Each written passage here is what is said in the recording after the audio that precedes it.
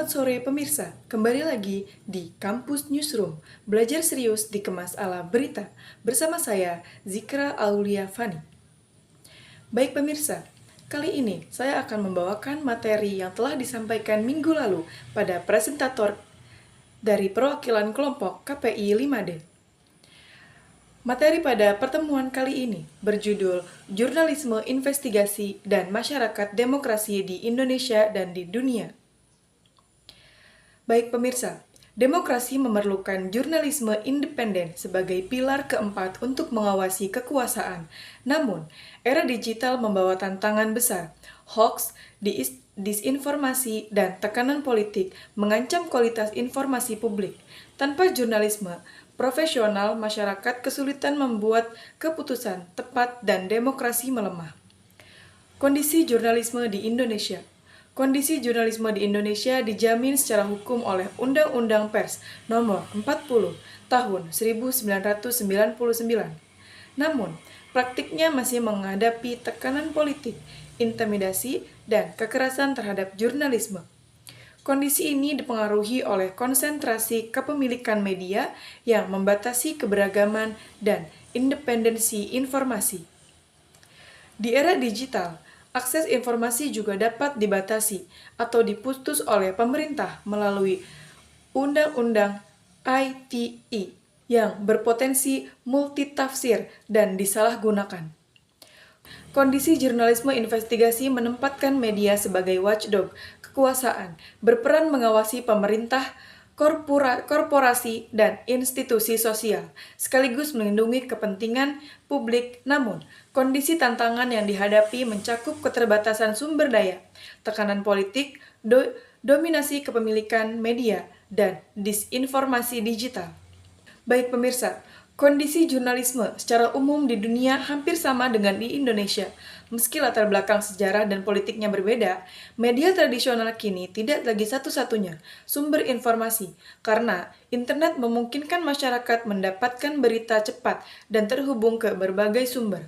Perubahan ini mendorong konvergensi media agar tetap relevan, namun juga menimbulkan tantangan seperti persaingan kecepatan yang mengorbankan pengecekan fakta, berita sensasional, dan audiens yang terpecah-pecah. Meski demikian, prinsip utama jurnalisme akurasi, independensi, kebenaran, dan keberpihakan kepada kepentingan publik tetap menjadi landasan wajib dan inti pekerjaan. Jurnalistik sebagai alat pengawas kekuasaan, internet menghubung secara informasi, diproduksi dan disebarkan, media tradisional bersaing dengan kecepatan digital. Sering mengorbankan akurasi untuk kecepatan regulasi halus melalui legislasi tekanan, ekonomi, dan kontrol kepemilikan menggantikan sensor langsung di berbagai negara. Baik pemirsa, adapun hambatan jurnalisme investigasi. Yang pertama, keterbatasan sumber daya. Jurnalisme investigasi membutuhkan proses yang panjang mulai dari riset pendalam, pengecekan dokumen, wawancara berulang, hingga verifikasi silang yang memakan waktu berbulan-bulan. Proses ini juga menghabiskan biaya besar seperti kebutuhan perjalanan, akses data keamanan, serta tenaga profesional yang terlatih. Namun, realitas industri, media saat ini justru menuntut produksi berita yang cepat dan berorientasi pada trafik serta klik.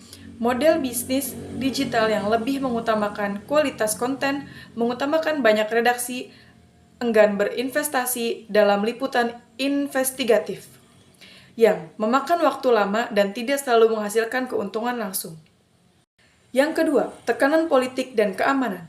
Isu-isu yang diungkap dalam laporan investigasi seringkali berkaitan dengan kekuasaan, baik politik, ekonomi, maupun lembaga-lembaga kepentingan. Karena itu, jurnalis kerap menghadapi tekanan yang signifikan seperti intimidasi, ancaman hukum melalui pasal karet, hingga serangan fisik dan digital.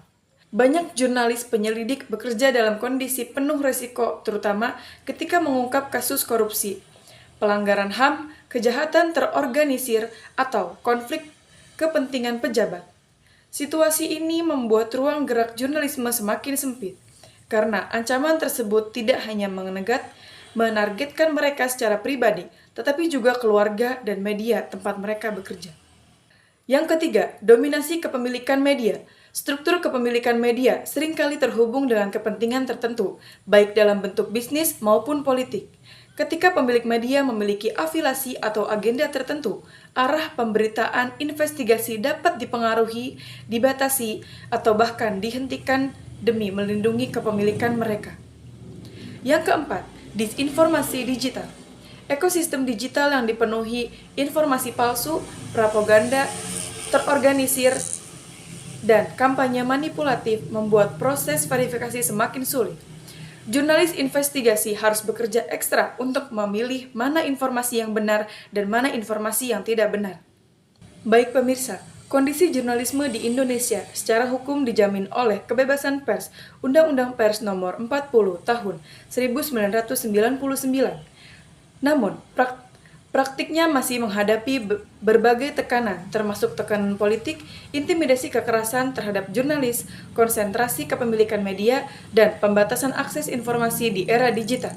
Secara global, jurnalisme menghadapi tantangan serupa akibat perubahan digital, persaingan kecepatan berita, dan resiko informasi tidak akurat. Baik pemirsa, mungkin hanya itu yang dapat saya sampaikan pada pertemuan kali ini. Terima kasih dan sampai jumpa di pertemuan selanjutnya.